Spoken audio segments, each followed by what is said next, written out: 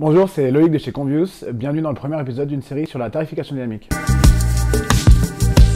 C'est un ensemble de stratégies qui se basent sur des facteurs internes comme externes, qu'on verra d'ailleurs lors de l'épisode 2, et qui permettent de remplir différents objectifs, comme la hausse des revenus ou encore la répartition de la fréquentation. Cette tarification dynamique, elle peut parfois se baser sur l'intelligence artificielle.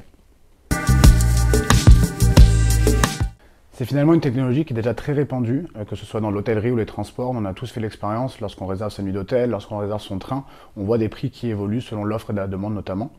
Il en va de même pour l'industrie du loisir. Une expérience vécue dans un parc d'attractions un jour de pluie ou un jour ensoleillé peut être très différente. On peut donc tout à fait comprendre que des prix soient différents eux aussi.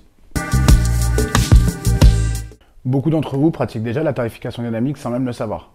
Qu'on ait des prix basse saison, haute saison, des prix chez des revendeurs qui sont parfois moins élevés ou plus élevés que chez vous, c'est des exemples de tarification dynamique. Le but derrière, ça va être justement d'automatiser ces variations de prix.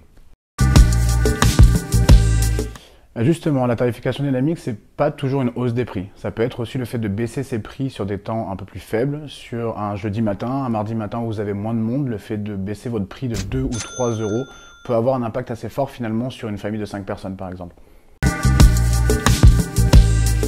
Concrètement, nous, ce qu'on observe parmi nos 150 partenaires, c'est qu'à chaque fois qu'on a mis en place la tarification dynamique, les effets positifs ont été multiples. Ça peut aussi bien se faire ressentir au niveau de la hausse de revenus, comme on en a déjà parlé, mais aussi au niveau de la répartition de la fréquentation. Une expérience vécue avec beaucoup moins de files d'attente, beaucoup moins de personnes à l'intérieur d'un parc, encore une fois, est beaucoup plus positive. Ça peut aussi être au niveau de la conversion. Donc la conversion, c'est vraiment la mesure de la performance de votre site internet, c'est-à-dire combien de personnes vont acheter sur le nombre total de visiteurs. Et le fait de donner un choix, le fait d'avoir plusieurs prix affichés, va vraiment favoriser la conversion. Parce que les personnes vont chercher à faire un choix et ne voudront pas manquer la bonne affaire. Et donc ça va créer un sentiment d'urgence qui sera bénéfique. Là pour l'épisode 1, j'espère que le concept de tarification dynamique est désormais un peu plus clair pour vous. Ce que je vous propose, c'est de se retrouver à l'épisode 2 pour comprendre comment ça fonctionne. A plus tard!